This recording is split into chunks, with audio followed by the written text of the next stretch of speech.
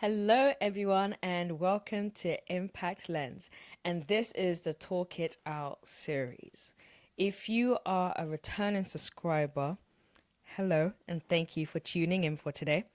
And if you are a new subscriber, or if you happen to just pass by this video by chance, I want to say hello and welcome to the Impact Lens family. Today we're going to be discussing on an important topic that mostly I would say a lot of people have questions in regards to this topic. So I have a very good friend here with me. His name is Joel. He is very knowledgeable. When I say very, I mean very knowledgeable in regards to this area. He is very social media in terms of posting videos, motivation videos, or just vital information that is really needed just for yourself or in terms of opening your perspective in regards to certain ideas. He's very great in regards to that area. So somebody will say social media ministry in regards to that aspect. He is also the founder and CEO of KLIV. Cliff? Yeah. Cliff. Hey, Cliff. I got it correct. I don't know what Cliff means, so we're most definitely going to ask him what it means. So, hello, Joel. Hi. Hello, how are you doing? I'm blessed. Doing so great yourself. I am doing great. Now, Yeah. what does Cliff mean? Oh. Yeah. So Cleve is Kingdom Leadership Impact Vision. Yeah. Wow. So it's Cleve Foundation. Oh, Yeah. this is heavy. Yeah. I like it. Yeah. Kingdom, Leadership leadership, Impact Vision. impact, Vision. vision. Yeah. Wow, wow. One time we'll have to bring you on again, and then you'll break it down All right. because That. that's is heavy. I like Yeah. it. Every word there has a great or significant meaning. Yes, most Yeah. definitely. Yeah. Yeah. So you're probably wondering what the topic we're gonna be discussing on. What is it going to be? So we're gonna be talking about purpose.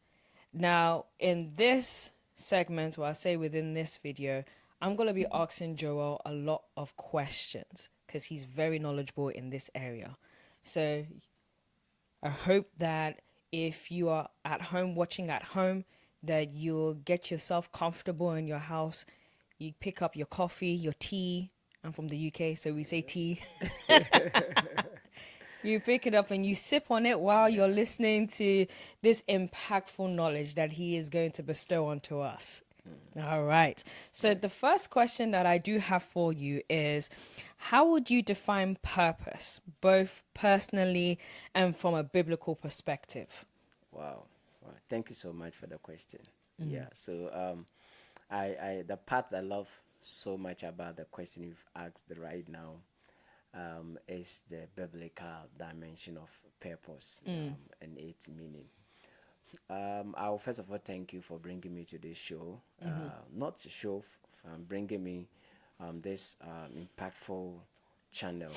I believe that Impact Lens is established to help people to see their relevance, see the greatness, see what God has for them, and how their lives can be turned around. So it impacts, and it's a lens that helps you to see from higher dimension Yes. and different perspective, positive things that God has for you that maybe you may not even see. Right, purpose. So there are many definitions when it comes to purpose, but the one that I love so much is that which says purpose is the original intent for the creation of a thing. Purpose is the original Original intent intent. for the creation of a thing. In other words, purpose is the reason behind the creation of a thing. That is to say, whatever thought that came which resulted into the creation of a particular thing, is what is called purpose. It is the why for the existence of a thing. What it means is that without the why, the creation wouldn't have started in the first place. Right. So purpose is the original thought that the creator had, which led to the creation of the product. Right. Okay. So when you bring it to the biblical perspective, it's simply the original intent of God for a particular person. Why God created a particular person, why God created a particular thing. So from the biblical perspective, the God had in mind a particular reason for creating every human being. So when you say biblical definition of purpose, it will be the original intent of God for creating a particular thing. I like that. A very good example of this is the common one we all know, that is Jeremiah. So that convo between God and Jerry, when you study that conversation, Yeah. you realize that I don't know where Jerry was going at that point We in don't time. know where Jerry was whether going. he was asleep and Right. God appeared to him in a dream, whether he was he was into carpentry work and God met him on the way, say, Jerry, I mean, listen to me. Whatever it is, there was an interruption Right. where the maker met his creation. And then the maker was telling his creation that, you know something, before you became a clot of blood in your mom's womb, I knew you. Now, I knew you, that is in connection to thoughts. That is origin. So God is trying to connect him to his origin. The origin is the original intent. So God is now revealing the original intent for his existence. So he said, before you became a clot of blood, before you became, that means that before your formation in the womb physically, I had already created you. Wow. And then what you are going to become, I had already established it. Right. So who you are to become, I have already decided that. So whatever you are doing now is not what I created you to do. So now listen to what I have for you. That is when God told him that I have already established you as a prophet. So God began to unveil that to him. Down to him. So from that day, he had a revelation, we say, of who he is supposed to become. Now, when we bring it to Jesus, our Savior, there were so many prophecies that preceded his birth. And the prophecies were about who he is and what he was going to do. Right. So whatever that was said concerning Jesus were the original intent for his coming to earth. It was defined. It was defined. That was why at a point he would tell the mother when he was found later after searching for him, said, don't you know I must be about my father's business. Yeah. That business is a business for his existence, the business for he being here. Yeah, so that is purpose. I like that. Yeah. I like so that. so because you mentioned about the discussion is going to be on purpose, I carry this with me because there is no way I will talk about purpose without not trying to bring a good example in an illustration that will make it easier for people to understand. Okay. So this is a product, cold press juicer, if you can see. Cold press juicer. And this is very common. Anytime you buy a product, they attach what you call manual to that product. Now it is said that the manual simply means the mind of the maker, which is captured on the paper. So these are the pictures of the juicer, and there are some inscriptions, pictures with inscriptions on them. Now you bought it, you own the product, but you don't know the use of the product. Maybe you've had an idea, somebody told you, that's why you've gone to buy it. But then for you to utilize it well, or to use it to its maximum capacity, you ought to enter the mind of the manufacturer, which is called the manual. So this manual contains everything there is to know about the juicer. So if you want to use the juicer very well, to know all that there is, the manufacturer has captured everything and he has put it here. Right. You can't decide to use it the way you want to. do it, Well, you yeah. can decide to use it in a different way, but if you want to use it or in the way it was created and for it to do the job the way it ought to do it, then you need this particular manual from the manufacturer. You Right. see it? So the manufacturer has been able to come out with this manual because before he created this product you are seeing or we are seeing, he had in mind how it is going to operate. Yeah. And to make it easier, he has written everything down for reading so that he that will read or he who will come across the product and yeah. want to use the product can read the instruction to make things easier for him or her. That is an example of God creating us and giving us the Bible, which is the greatest manual, which will help you and I to have an idea of why God brought us here. That's interesting. Yeah. Yeah. So basically, what you're saying is God had, in his mind, God had already determined what he wanted me, you, everybody else to be. So before he created us, he knew what we were going to look like. He knew exactly whether we were going to be male or female. He also knew exactly what he intended for us to do while we were going to be here on this earth. Yes. So he had created that and he had instilled the purpose. Basically, that manual, he had put it in us already and then placed us in our mother's womb. And so now we are here. Yeah. So now it is up to us right now to now go back to the manufacturer. Great. So which is now going back to God to discover Yeah. what our purpose is. Yeah. In other Yeah. words. So I love this phrase: purpose precedes creation. Purpose precedes creation. You can't create without establishing the purpose for the thing you are creating. That is why I am so big, I'm so confident when I say I believe in purpose. I mean it because there cannot be creation without purpose. Right. You can't just create something without not having a purpose for the thing you are creating. So purpose precedes creation. In other words, you establish the purpose before you create the thing. So before God brought you on earth, your purpose was first established. So your purpose was established. It was And established. so you are created and born with and for a purpose. See, now we're going to go to the next question right now.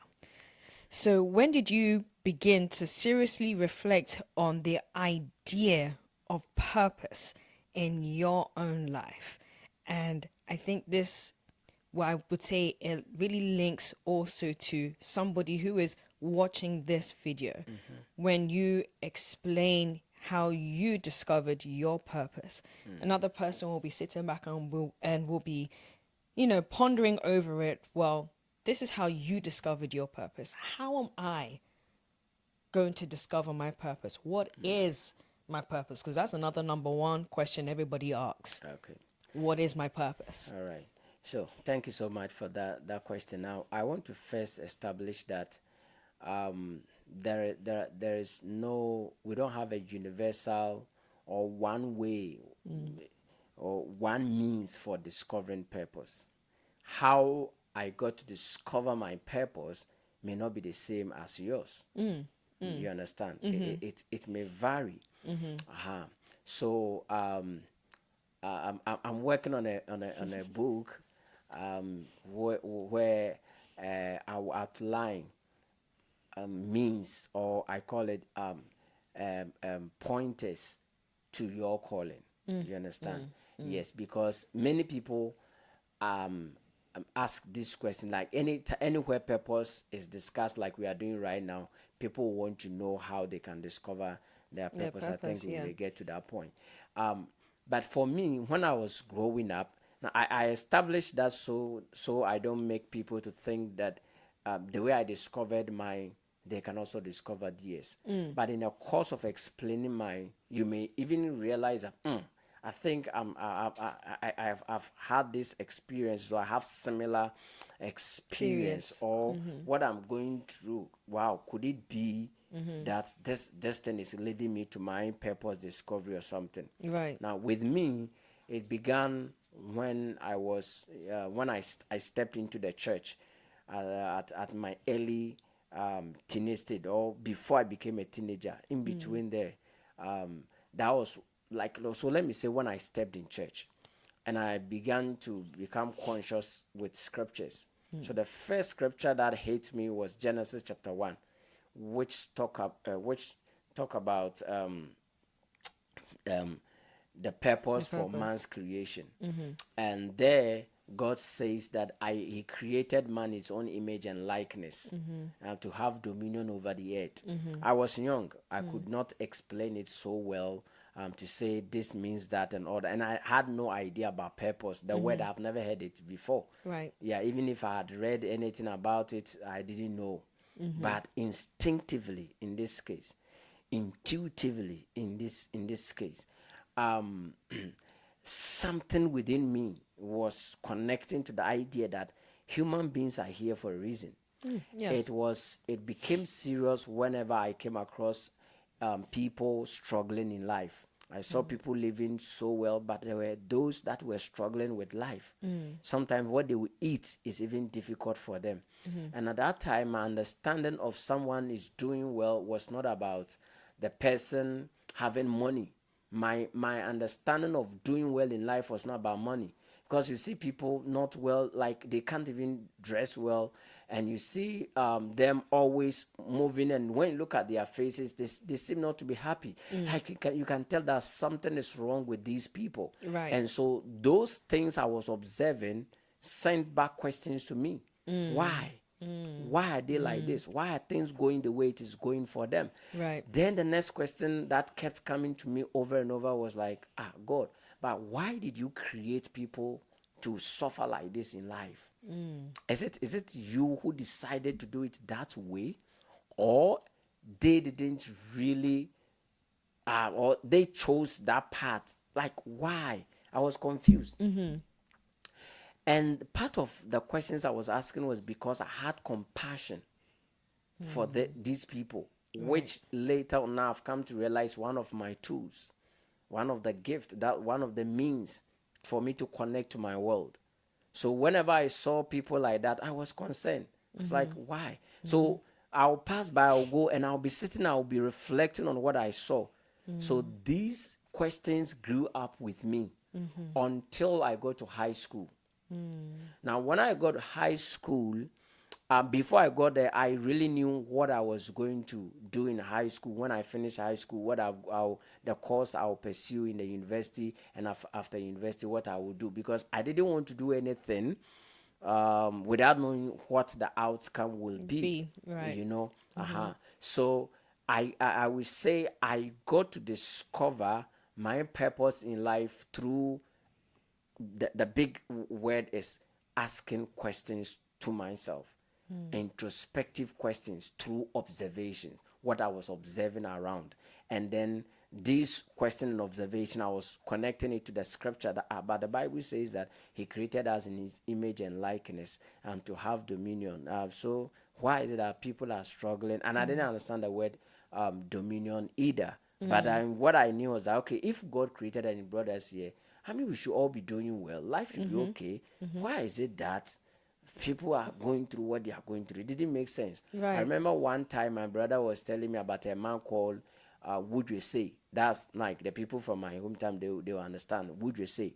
And this man, when you see him, you see some people, when you even see them, like, not you feel like how do I put, like, you You feel feel sad for them. sad for them, Yes. you know. And so this man, my brother, I could feel like like my brother was feeling that thing for That him, empathy. that empathy for him. Yeah. Like to him, the man goes to church, and he seems to be faithful. So he didn't understand that, why would God make someone like this suffer this way? Like for him, the man is not living the life he's supposed to live, because there are some basic things he's supposed to have access to. He doesn't even have it, but the man seems to love God. And he was asking me that question, of which he knew I can't answer. I couldn't give him the answer. He was older than me. He's my Right. senior brother. So how could I provide the answer? Answer, But right. it's like he has gotten to a point where he needed answer, but he didn't know. I mean, he thought that there should be answer. So that thing spoke back to me. And I was also picturing the man's face, and I could feel for the man as well. So these things stayed with me, with others that I was singing. And when I go to high school,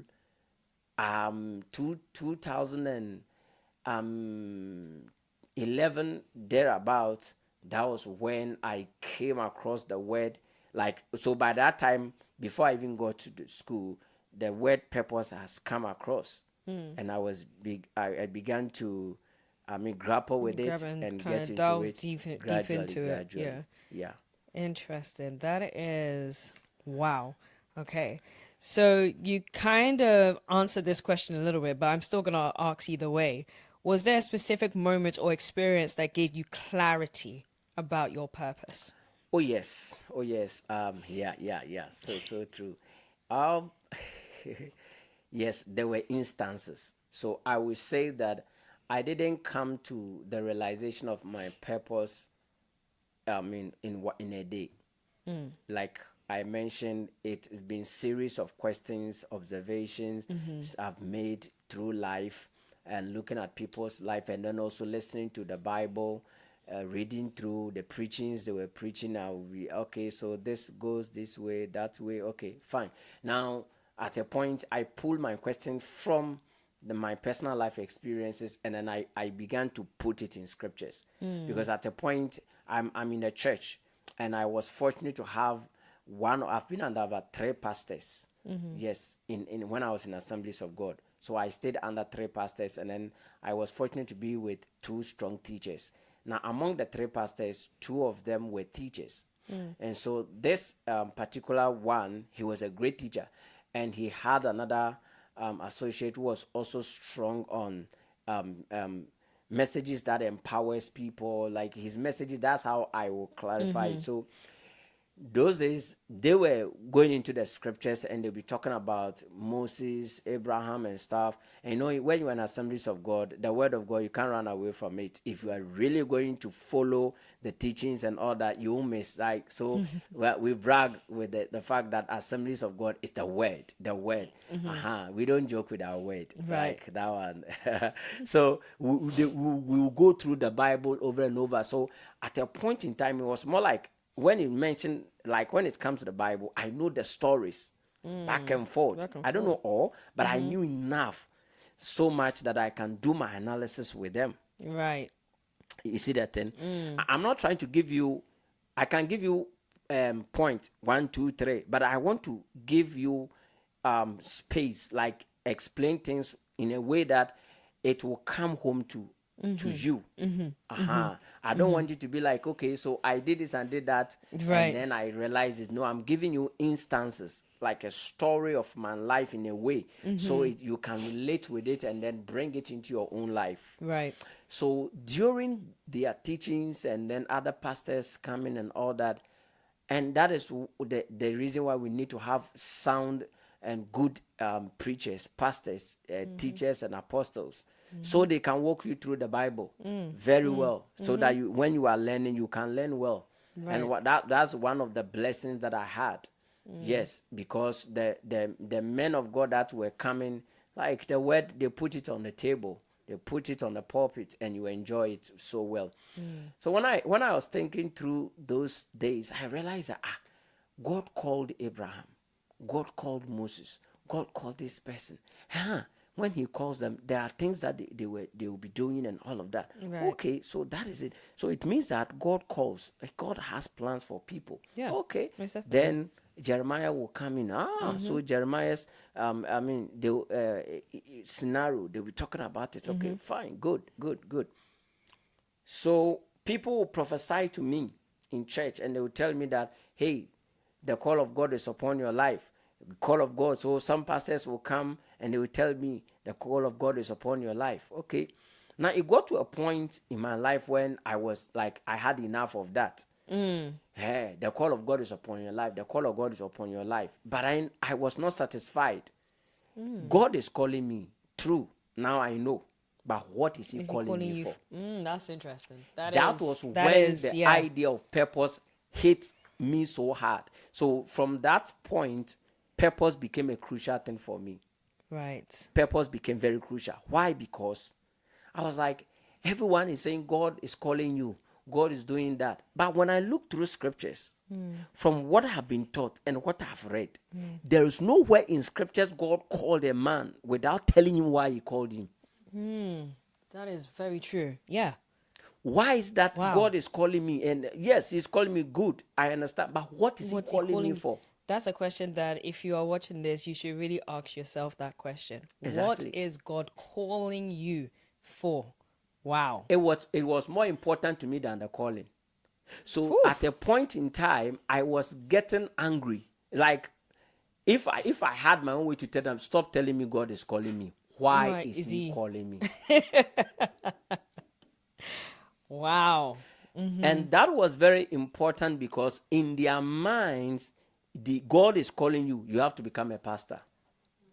Yes. But have I said I want to be a pastor?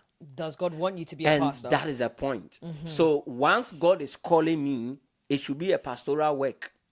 But I haven't decided I'll be a pastor. But if God is calling me to be a pastor, there should be a connection. I should feel it. I should feel know. it, yeah. All right. Number two, anyone God called, he spoke to them. So God should talk to me now. I should know, yeah, God is calling me, not you. So I should know, that thing. He Yeah. is calling me. And the calling that is given to me, I am the one who is going to do it. You won't do it for me. Right. So I should know. You should know. So what is the purpose of the calling? Right. That I wanted to know. See, now this brings me to another question for someone that is watching this video. I know I mentioned the question a little bit before. So, how can I know my purpose? How can I know my purpose? So we'll get to that very, very soon. Okay. Yeah. So I want to answer the question to the core. Well, So okay. now how I got to have my purpose is what I'm narrating now. Okay. Because you see, I have discovered it and still discovering it And still just okay. over and over. Yeah. But there was a point. But before I go to the point, these are the questions. These are challenges. These are this what I went through. So I was asking that. Yeah. So at a point in time, you know that what people were telling me in church, I didn't trust some of the prophecies that were given to me in church much because when I go to church and if you met me at Central Assemblies of God, from there I came to Pentecost. So there, if you had met me at that time, when we entered the church, and if I entered the church and I didn't sit, that will be the end, because after Sunday school, sometimes I can be the MC. Now, me being the MC, if I introduce or I am the MC. Now, if I'm being the MC, right after the MC, I'll end up leading praises and worship. Then after praise and worship, like in the day where I'm being the MC, and then I am the one going to do the praises and worship. Then after praises and worship, now I have to introduce the choir. And if I am the one leading the choir that day, I'll be leading the choir. Now when I'm done with that one, now let's introduce the preacher. The preacher comes and I'm the interpreter. You were busy. When you put me away from being the MC, and which later I was not doing the MC work. Now the what I showed you, I will lead praises. I will lead choir. I will come and do interpretation. And when the pastor is done preaching with all the energy and everything, he will go and sit down. They will introduce the one who will come and do the announcement, and I'm standing there because I'm going to do announcement. Wow. I'm going to interpret the one who is going to Yeah. do the announcement. Now, why am I bringing all this in? So if someone came in, the person can easily say that I have a call of God upon That's my life. very true. I mean, That's because very true. I learned something from my pastor then, Reverend Samson Damte Jr. I learned this from him. He was interpreting Reverend Atiso now, and I observed from afar the way he was interpreting the Reverend. He did it with passion. So the way Reverend Atiso will speak, that's how he interpreted. So you can feel the energy. The vibe was there. So when it was his turn, he being the pastor and I have to interpret him, I realized that I have to also give him that vibe. Right. So the energy with which he was using, the same energy I was also using. You get a point? Why am I bringing this in? Please follow. You might be saying that I hate, go say that thing. No, I want you to, you appreciate it when I land very soon. So you realize that the energy that you was using to preach, I was using the same thing. So if you came there and you saw me interpreting, you would like, these two guys are all pastors. Because I'm preaching, but I'm preaching in tree. He is doing in English, I'm doing tree. And the energy. So if he was charismatic, I was charismatic. You get a point?